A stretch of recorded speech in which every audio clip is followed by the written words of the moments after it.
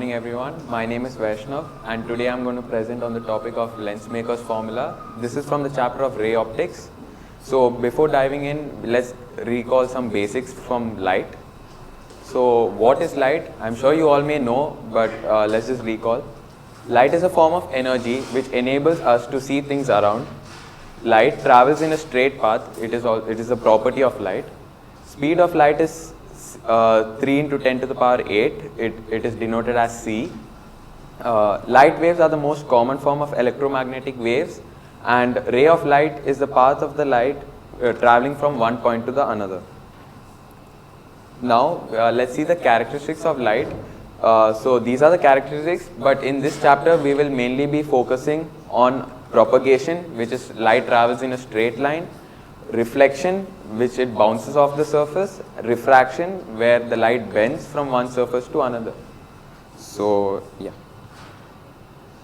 reflection of light, it is a bouncing back of a ray of light when it strikes a boundary between different media, when it passes through a medium through which it cannot pass through. Then there are two laws of reflection. One we all know, angle of incidence is always equal to the angle of reflection. And the second one, the angle of incidence, angle of reflection, the incident ray, the reflected ray and the normal all lies in the same plane. So now we come on to refraction. Refraction is the phenomenon of change in the path of light as it travels from one medium to another. It can also be represented as the change in the speed. It is defined as a phenomenon of change in the speed of light from one medium to another. So if you see, this is a plane, and then this is a denser medium and this is a rarer medium. As the light passes through, there is a change in the direction of light. If both were of the same medium, we would see the light passing straight, but here there is a deflection here, which tells that there is refraction happening. This is the normal, the incident angle, the refracted angle. And then there are two laws of refraction. One is that the incident ray, the refracted ray and the normal all lies in the same plane. As we can see, everything lies within the plane. And the second, the sign of the angle of incidence to the sign of the angle of refraction is always equal to a constant, which is the relative medium.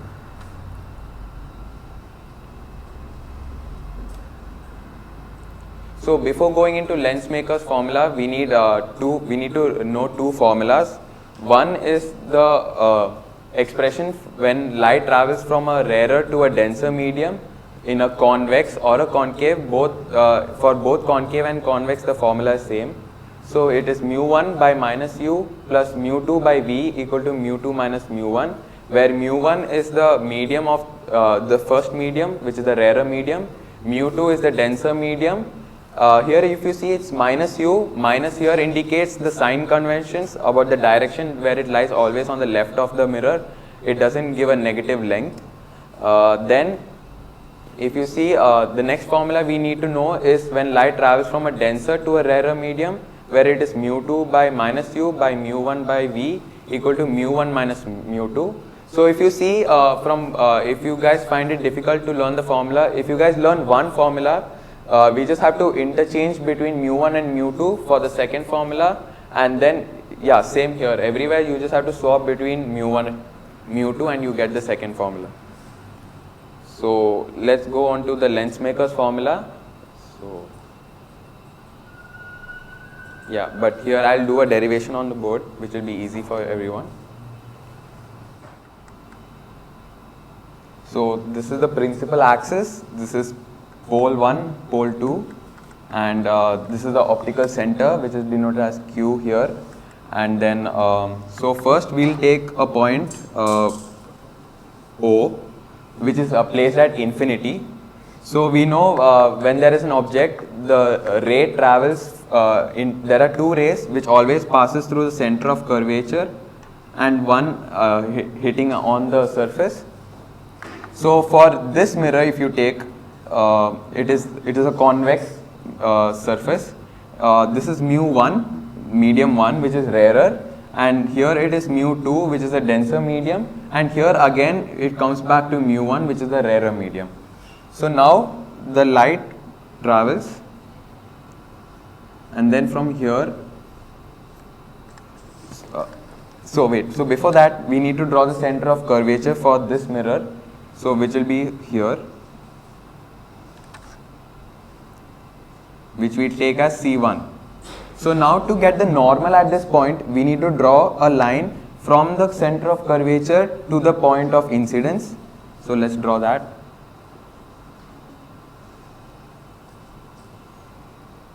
We need to make it dotted because the normal is always imaginary.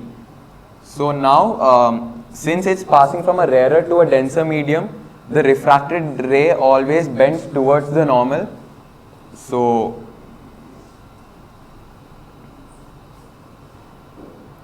this will be here, we will denote it as I1. Now we can see this is the object distance, which we will denote as U1. This is the image distance, which we will denote as V1.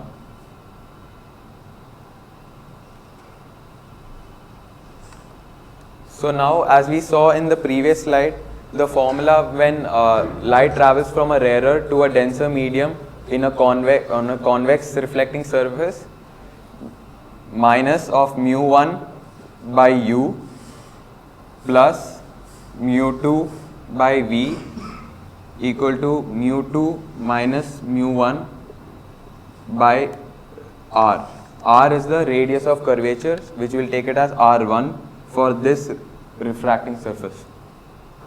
So now when we come on to this convex surface, light is traveling from a denser medium mu2 to a rarer medium mu1. So then before that we need to take the center of curvature for this refracting surface, which will lie here on this side. So this we will take it as C2.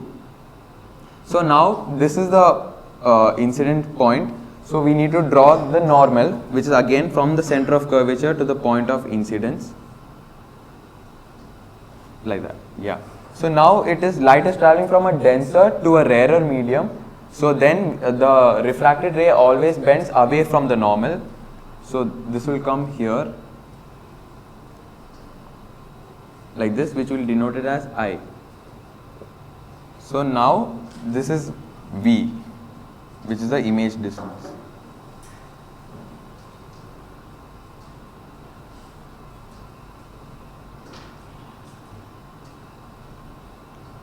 So now, as we saw, the second formula we needed was when light travels from a denser to a rarer medium, it is minus of mu2 by U plus mu1 by V equal to mu1 minus mu2 by R2, which is the radius of curvature for the second surface. So as we saw, we just interchanging between mu1 and mu2 to get the second formula. So now if you see for the second surface, U is basically the object distance. So now for the second surface, the object distance lies at I1, because for the second surface the object is at I1. So that is basically V1. So now we will replace this U as V1.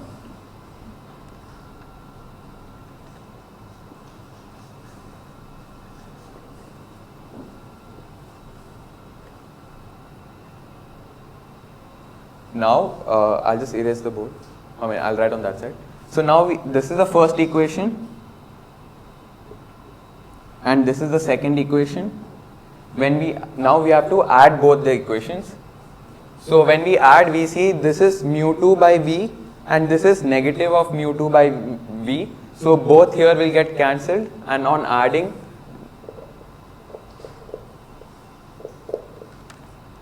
we'll get minus of mu1 by U plus mu1 by V equal to, so now here this mu1 minus mu2, we can also write it as mu1 minus mu2 by R1 plus mu2 minus mu1 by R2.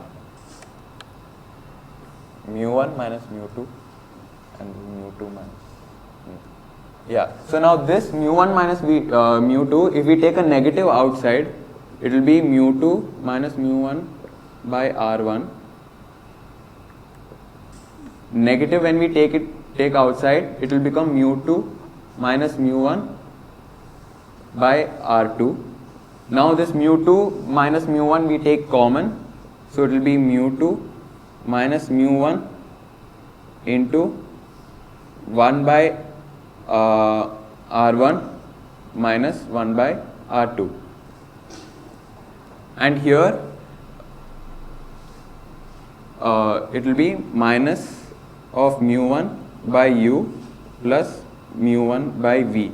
Now the whole equation, if we divide by mu1, because there's mu1, mu1, mu1. So we'll divide the whole equation by mu1.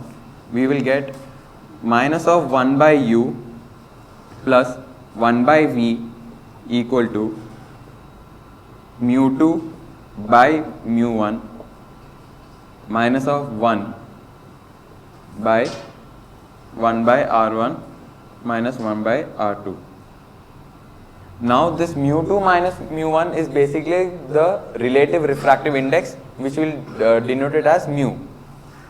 And we know here the object distance is at infinity. So when the object lies at infinity, the image always lies at the focus. So minus 1 by infinity plus 1 by f is equal to mu2 minus mu1 minus 1 by 1 by r1 minus 1 by r2. And this is basically